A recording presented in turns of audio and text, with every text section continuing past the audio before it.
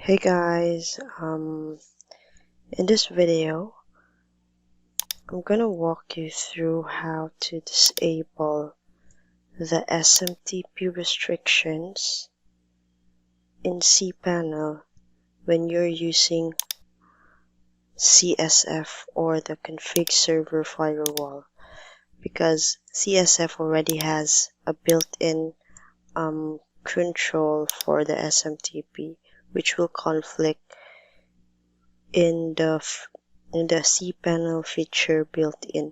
So if you're using CSF, it is recommended that you disable the SMTP. So this will just take probably 1 to 3 seconds for us. But before that, let me first discuss with you what we're gonna do in this video. So the next after this step here is I'm gonna also walk you through how to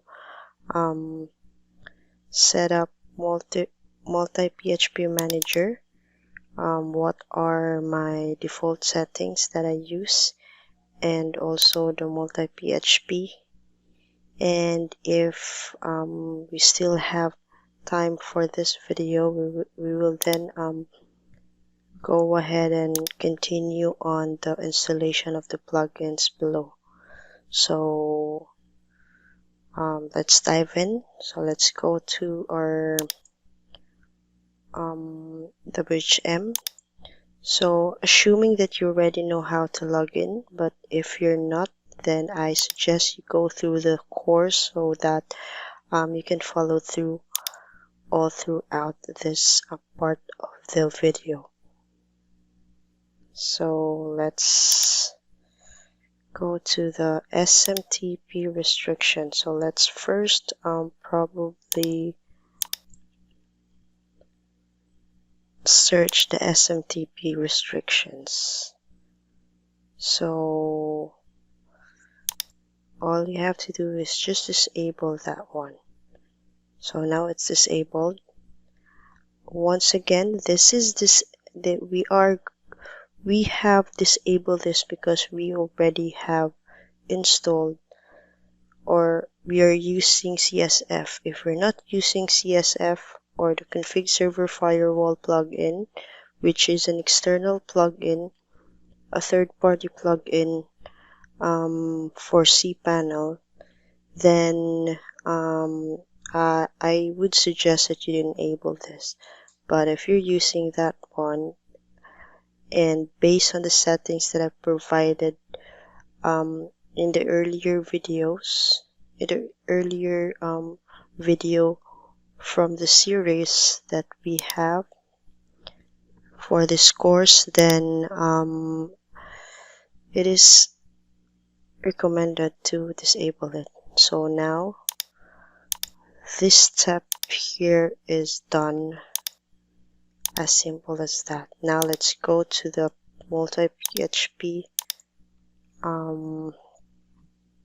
manager feature.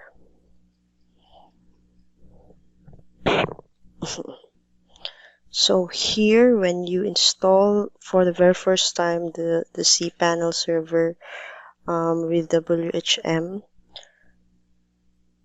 at the moment, at this date, which is October 6, the current PHP default version is PHP 8.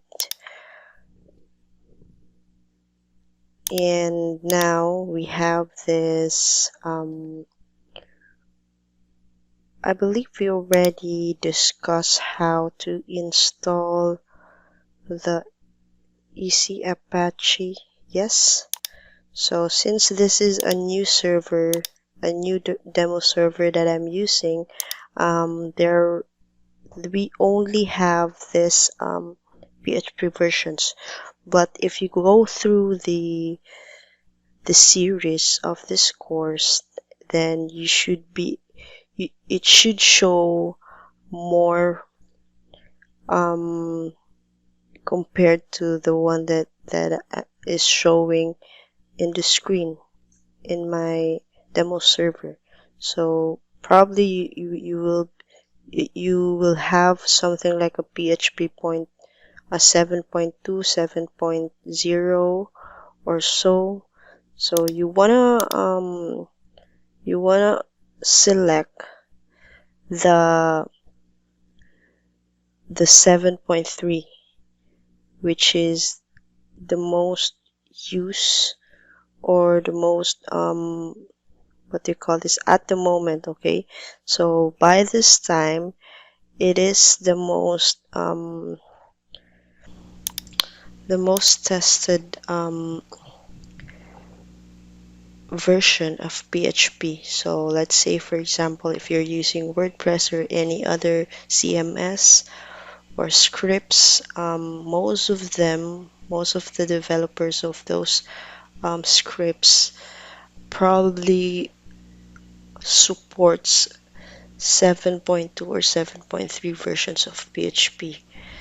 The the new or the updated ones, maybe there's some bugs in their script. So to avoid that, we want to default our users, the new users, to the most used, to the most widely used and supported version, which is the 7.3 or less. I believe it's okay as well though to use 7.4, but personally I use 7.3 as default, as my native PHP version. And in case a plugin or a module is not um, needs to use a higher version, then that's the time I would use uh, the upgraded version for that specific domain alone or website. So for this, I'm just gonna pretend that this is a 7.3 version. So let me select that, and it's already been selected and successfully set up. So this is the default now for all the user domains. So since this is a demo server and haven't yet created any user, compared to you, probably you already have created one. Um, it should show the users here, and this is only the default one. So when you create a cPanel user, it will default into 7.4, but you can simply just um, switch it off here. So probably let me create a new account instead so that I can show you how it works. So Mawix, it's been created. So let's refresh this page here. So now it's showing this account now. So this is how it looks like when you have an existing account. So as you can see, if it's said inherit, if you check in this, inherit means the native settings of your version, which means it will default into the settings that you've selected here as default. So if you want to switch it to another version, then you can just uncheck that one, and then you can select a custom settings for your PHP version for this specific domain. So that's how you can change the PHP version of a specific domain or the user in your server aside from logging into the cPanel of this specific user, which is you can do that as well here. If you log into the cPanel, then you can go here and the same thing, PHP Manager. This is a version inside the cPanel as a user. So you can select, you can change it through here. So if you select Inherit, which is default here, it will automatically be selected based the version based on the default settings that you've set up in your WHM server. So that's how it works for the users. So in case you're a user and you don't want to inherit the default settings from the root server's settings here, you can simply just select either this or that and not inherit. So yeah, that's it. So this is how I set up my PHP multi-PHP manager in my WHM server. Now let's proceed to the um, multi-PHP INE. So here, just search. If you're not familiar with this one, this is the one. So this is another way,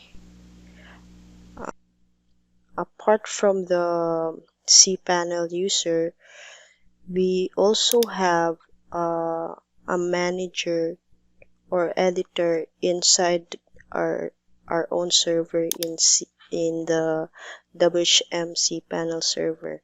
So as a root user or as the administrator, we also have access to the default settings or the resources limits for the whole users.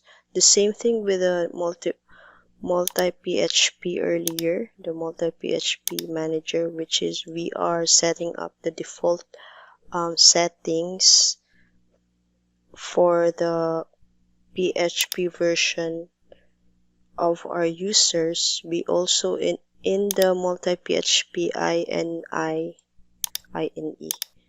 sorry, INI, or I'm not sure what this means, but anyways, so this is where we can set up the resources limits if you're not using Cloud Linux. So this is the default cPanel PHP resources manager, something like that. So that's how I understand it.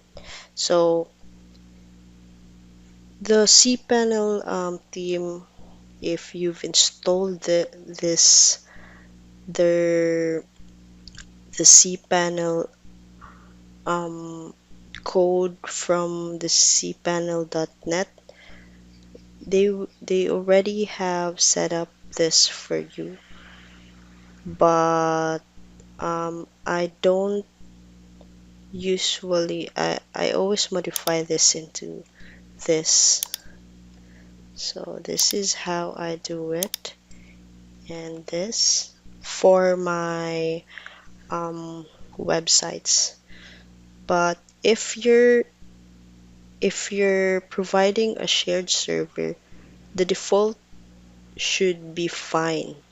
But for me, since I'm only using my server for my own blogs, websites, then what I use as default settings is this, the maximum here, and this is I believe that, let me check here instead. Let me check because I forgot. Oops. Let me check.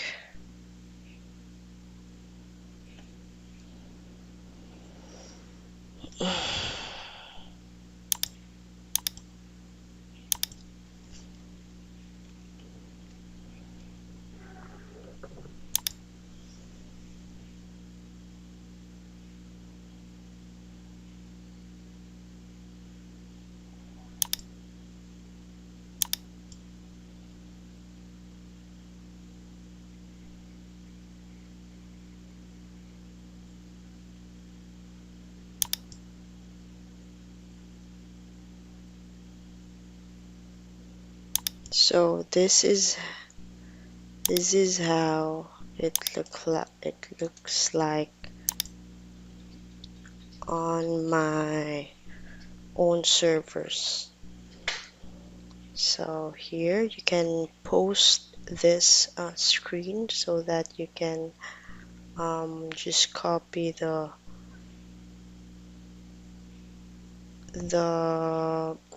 values that I'm using, and then just hit apply when you're done.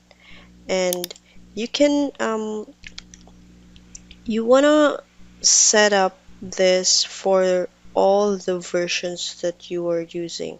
So as mentioned earlier, if you're providing what do you call this, a shared hosting service, I wouldn't recommend you changing this as it is. But the but the only downside if you don't change this to these values is that most of the users probably will ask for support why their websites is very slow. It returns a 500 internal server error when they're using WordPress for something, for a plugin that is automating. Let's say if they are using a backup plugin that automates the backup each day or so, or whatever, probably they will end up um, receiving an internal server error if you don't increase this limits here. So I highly suggest you just probably it depends. I believe it probably depends on your server. If it's a small server, then I wouldn't recommend you increasing that. But if it's a high-end server, you're using a dedicated server with high CPU cores and RAM, you can increase this based on your client's profile. So let's say if the you can increase this by default for the clients that uh, um, that are paying you with a high amount of hosting resources. So let's say, for example, if they are premium clients, then you can set their limits into higher limits. So, but actually, there's another downside as well for doing that. It's because you can only do this. You can only what do you call this? You can only set it up once per version of your PHP. So um, the that will work if you have multiple servers. So you will probably set up another server for a premium client, and for those clients that are paying you less, or maybe a basic hosting only, then you can then um, set it up as default. And for the premium clients, you can, which is in another server, you can set it up with an increased limits. Um, that's the downside for using the built-in PHP manager of cPanel. But there's another way that you can actually um, manage it per packages. So per package, you can manage it when you're using Cloud Linux, which we will discuss later on. So this is helpful if you only have if you want to manage the limits in one server alone. So let's say if you're providing a shared hosting service and you have no budget to buy another server because there's another licenses to be bought for that server for the other server, then what you can do is instead use Cloud Linux, so that you can set a limit per packages. It is quite different approach compared to the default PHP manager for the built-in cPanel, but that's okay. It's much more intuitive, and I will discuss that um, as easy as I can to make you understand later on. So I would suggest you stay tuned for that video, which is probably um, this week or next week. So yeah, so that's it for this for the multi-PHP, I believe. And before I forget, by the way, you also have this mode here. So this is the basic mode, right? If you want to add other um, or if you want to edit other settings here, which is an advanced mode, editor mode. Okay, so this is the other term for this is the advanced mode, which is you can um, manage the limits via here, all here. I believe there's a limit here. You can add,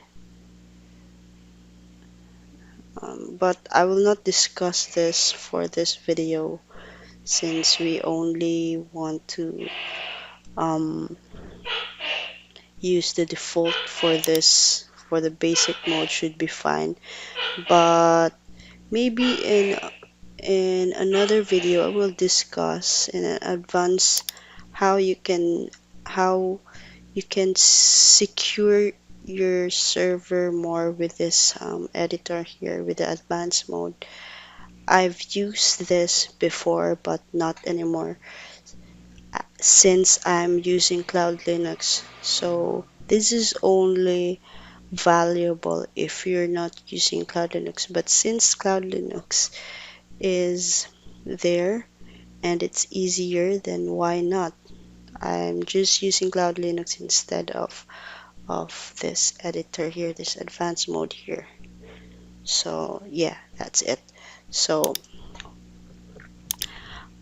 if you're still here, thank you for staying with me. And again, stay tuned for the other um, tutorials or videos that will be publishing after I've done the edit of this one. And once again, thank you and take care. Bye, bye, bye for now.